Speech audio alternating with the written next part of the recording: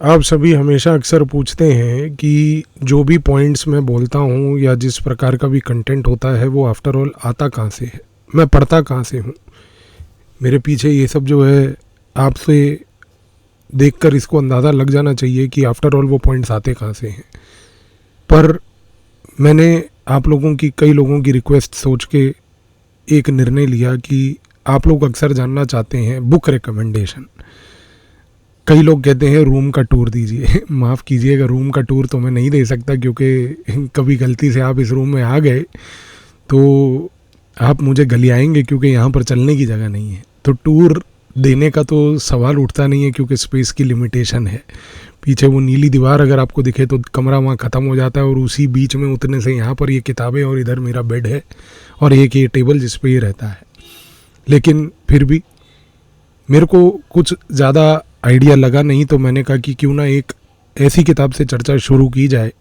आज एक नए महीने की शुरुआत भी है और पहला दिन भी है, तो क्यों ना इस महीने में अगर हम 2 किताबों को पकड़ें और पहली किताब पे चर्चा करें। और अगर आप पढ़ना चाहें तो मुझे ये किताब जो है the end of the Chinese century, इसका ऑथर जो है उसका नाम है बर्टिल लिंटर। ये किताब मुझे सबसे ज़्यादा पसंद आई। ये किताब मैंने पढ़ी। ये किताब मुझे क्यों पसंद आई, क्योंकि चाइना को लेके जितनी भी अभी तक किताबें हैं, मेरे पास यहाँ पर एक पूरा सेक्शन है। खैर ये वाला जो सेक्शन है ये सिर्फ चाइना को लेकर है। इसमें लगभग 27 किताबें मात्र चाइना पर हैं, पर उन सारी में से मुझे इस ऑथर के बारे में सबसे ज़्यादा इसकी किताब पसंद आई। बाकी इंडियन ऑथर्स भी हैं, उनका राइटिंग का स्टाइल ना मुझे ज़्यादा पसंद आता है, क्योंकि ना उनमें कोई रिसर्च की कैपेबिलिटी होती है ना कुछ होता है। वो 2 या 3 पॉइंट पकड़ के किताब को घुमाते रहते हैं। पर कई बार मैंने देखा है कि इस प्रकार के जो फॉरेन ऑथर्स हैं, खास करके जो किसी जियोपॉलिटिकल एस्पेक्ट और एक कंट्री के ऊपर लिखते हैं, वो रिसर्च करते हैं। इस ऑथर का सबसे बड़ा पॉइंट मुझे क्या पॉजिटिव लगा वो ये था कि इन्होंने बहुत सारी ऐसी किताबें लिखी हैं चाइना के ऊपर। आप इनके बारे में कभी सर्च करेंगे, मैंने पूरी डिटेल वीडियो के डिस्क्रिप्शन में दी है, तो आपको वरी करने की आवश्यकता नहीं। पर पॉइंट को समझिए, जो मैं बोल रहा हूँ वो ये है कि इन्होंने सबसे पहले ये बताया कि चाइना का जो बेल्ट एंड रोड इनिशिएटिव है, जो आज हम जानते हैं चाइना का BRI का बहुत बड़ा इनिशिएटिव है, वो एक ऐसा इनिशिएटिव है जिसमें चाइना बेसिकली एक ऑल्टरनेट पेश कर रही थी मार्शल प्लान को लेके। मार्शल प्लान का मतलब ये है कि एक ऐसा प्लान था जो अमेरिका ने कोल्ड वॉर की शुरुआत में निकाला था, जिसके तहत वो अमेरिका की पूरी हेजेमनी पूरे वर्ल्ड में बनाना चाहती थी, और उसने बनाई भी। उस प्रोग्राम में कुछ इकोनॉमिक एस्पेक्ट्स भी थे, पॉलिटिकल एस्पेक्ट्स भी थे, डेमोक्रेसी का प्रमोशन था, आइडियोलॉजी थी, विचारधारा थी, बहुत सारी चीज़ें थी। लेकिन अमेरिका ने उसको सिर्फ बनाया ही नहीं, बल्कि लगभग 4-4.5 दशक तक, 4.5 डेकेड्स कोल्ड वॉर का जो पूरा पीरियड था, उसमें उसको सस्टेन भी किया। लेकिन सबसे इम्पोर्टेंट चीज़ क्या है? सबसे इम्पोर्टेंट चीज़ ये है कि ये ऑथर का मानना है कि चाइना ने उस मार्शल प्लान को बहुत केयरफुली स्टडी किया। स्टडी करके उन्होंने जो बेल्ट एंड रोड इनिशिएटिव निकाला, पहली बात तो वो पूरे के पूरे मार्शल प्लान के ऊपर बेस्ड था, क्योंकि चाइना ने ये चीज़ सोची कि अगर अमेरिका एक वैसे इनिशिएटिव मार्शल प्लान के तहत पूरे विश्व के अंदर अपनी हेजेमनी बना सकती है, तो फिर हम भी बना सकते हैं। लेकिन फिर इस ऑथर ने बहुत एम्पिरिकल एविडेंसेस दिए हैं, जो आपको मैं चाहता हूँ कि आप इस किताब को पढ़कर देखें और समझें। पहली चीज़ वो बताते हैं कि अमेरिका के मार्शल प्लान में और चाइना की बेल्ट एंड रोड इनिशिएटिव में फ़र्क ये है कि चाइना ने पूरा गेम इंफ्रास्ट्रक्चर के प्रोजेक्ट्स के ऊपर लगाया। उन इंफ्रास्ट्रक्चर प्रोजेक्ट्स को उन्होंने पैकेज इस तरीके से किया कि चाइना की हेजेमनी बनेगी, लेकिन चाइना के इंफ्रास्ट्रक्चर प्रोजेक्ट्स के तहत कभी भी चाइना ने कोई विचारधारा पेश नहीं करी। ये पॉइंट बड़ा महत्वपूर्ण है। ये मैंने सिर्फ इसी किताब में पढ़ा, क्योंकि और किसी चाइना के लेके किताब में इस चीज़ पे चर्चा नहीं है। कहने का मूल रूप से मकसद क्या है? अमेरिका ने चाहे बखंड रचा हो पूरे वर्ल्ड में, उसने हर बार पूरे कोल्ड वॉर के टाइम पे डेमोक्रेसी का प्रमोशन बोला, किया नहीं किया, डिक्टेटर्स खड़े किए, उनका सपोर्ट किया, एक डिफरेंट डिबेट है। पर उसने डेमोक्रेसी वर्ड लोगों के माइंड में ऐसा डाल दिया कि आज जब हम वर्ड अमेरिका बोलते हैं तो वर्ड डेमोक्रेसी नेचुरली आता है। ये मार्शल प्लान की सबसे बड़ी खूबी थी। लेकिन ये चीज़ इन ऑथर का मानना है कि बेल्ट एंड रोड इनिशिएटिव में नहीं हुआ, क्योंकि बेल्ट एंड रोड इनिशिएटिव में वो एग्जांपल्स देते हैं। वो कहते हैं कि इन्होंने कीनिया में जाकर एक रेलवे प्रोजेक्ट लगाया, उस रेलवे प्रोजेक्ट के तहत इन्होंने कीनिया के अंदर एक नैरेटिव ये पैदा किया कि कीनिया के लोगों को फ़ायदा मिलने वाला है। और ये narrative exactly Marshall plan based था, क्योंकि मार्शल प्लान के तहत भी अगर किसी देश को एड असिस्टेंस मिलता था, उस एड असिस्टेंस के तहत अमेरिका भी ये चाहती थी कि फ़ायदा आपको मिलने वाला है। और उस समय अमेरिका के पास सारे माध्यम होते थे जिसके तहत वो ये इंश्योर भी करती थी कि जो देश मार्शल प्लान का हिस्सा बना है उसको बेनिफिट्स मिलें भी। लेकिन कीनिया के उदाहरण में ये कहते हैं कि जैसे ही इन्होंने कीनिया को ये पॉइंट बोला कि हम एक रेलवे लाइन का कंस्ट्रक्शन कर रहे हैं, बेनिफिट कीनिया के लोगों को मिलेगा, जब वो रेलवे लाइन का कंस्ट्रक्शन हुआ, सरप्राइजिंग बात ये थी कि बेनिफिट सिर्फ चाइना की उन कंपनियों को मिला जहां से वो रेलवे लाइन शुरू हो रही थी, क्योंकि वहां पर कीनिया के रिसोर्सेज थे, और जहां रेलवे लाइन ख़त्म हो रही थी वहां पर बेसिकली कीनिया के पोर्ट्स थे। तो प्रॉब्लम क्या हुई, आपने बेसिकली रिसोर्स को लूटने के लिए जो रेलवे लाइन बनाई उसको आपने चाहे नैरेटिव मैन्युफैक्चर करके पुश करने की कोशिश ज़रूर करी कि आपको फ़ायदा मिलेगा, पर कीनिया में बैकलैश हुआ। फिर इन्होंने बहुत डेडिकेटेडली पाकिस्तान के ऊपर एक डिस्कशन की।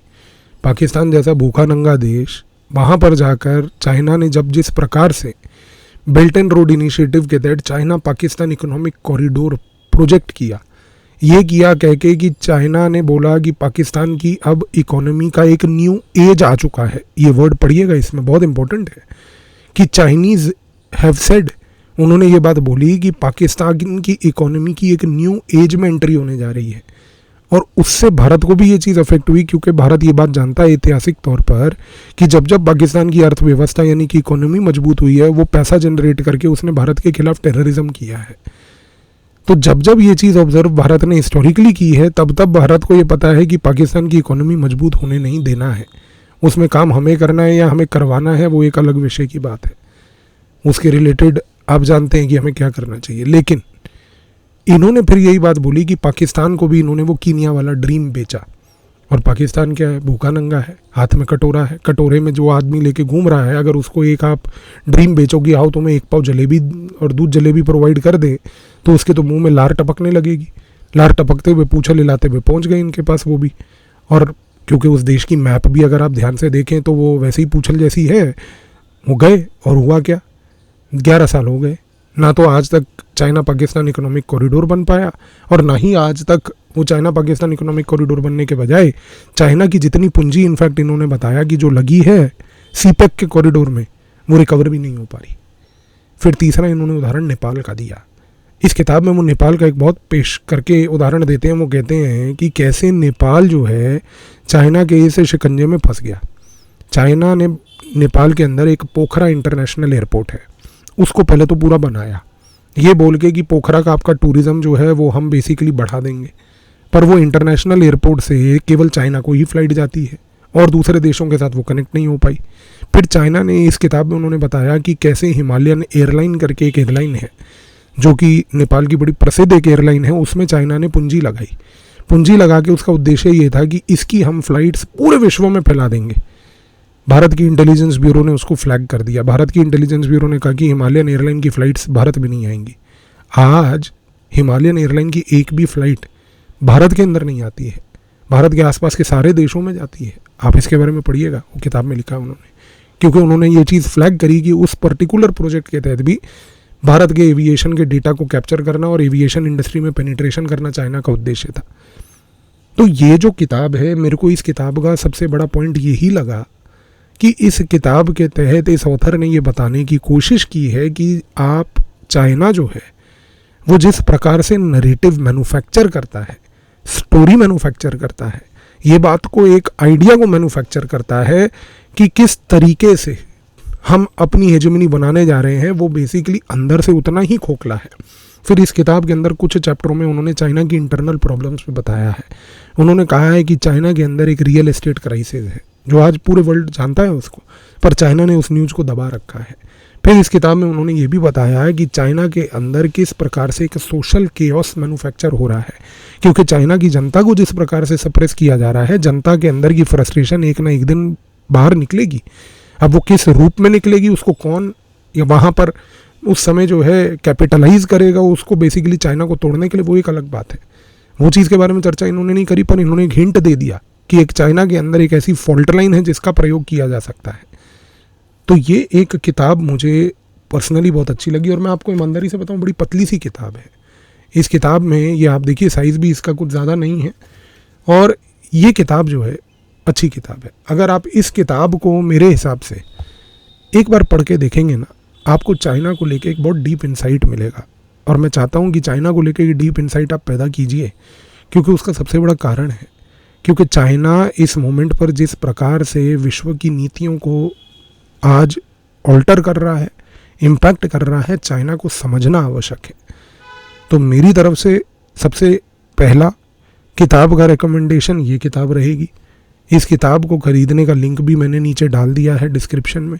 आप इस किताब को डायरेक्टली लीजिए और इस किताब को एक बार पढ़ के देखिए, और इस किताब को पढ़ने के बाद अपना फीडबैक मुझे ज़रूर बताइएगा कमेंट्स में। 15 दिन के बाद दोबारा मिल के एक और ऐसी कोई किताब जिसके बारे में मैं आपसे पूछ लूँगा कि कौन सी अगली किताब पर चर्चा करें, किस जॉनर की किताब हो, वो बताइएगा, ताकि हम उस तरीके से आपको कम से कम ये प्रकार की चीज़ें प्रोवाइड करते रहें। पर इसको पढ़िएगा ज़रूर, क्योंकि ये छोटी सी एक किताब बहुत पावरफुल है, और ये आपका सोच का नज़रिया खास करके चाइना को लेके जो रियल की पिक्चर है चाइना की, वो डेफिनेटली बदल देगा। तो ट्राई कीजिएगा और मुझे अपना फीडबैक ज़रूर दीजिएगा। धन्यवाद।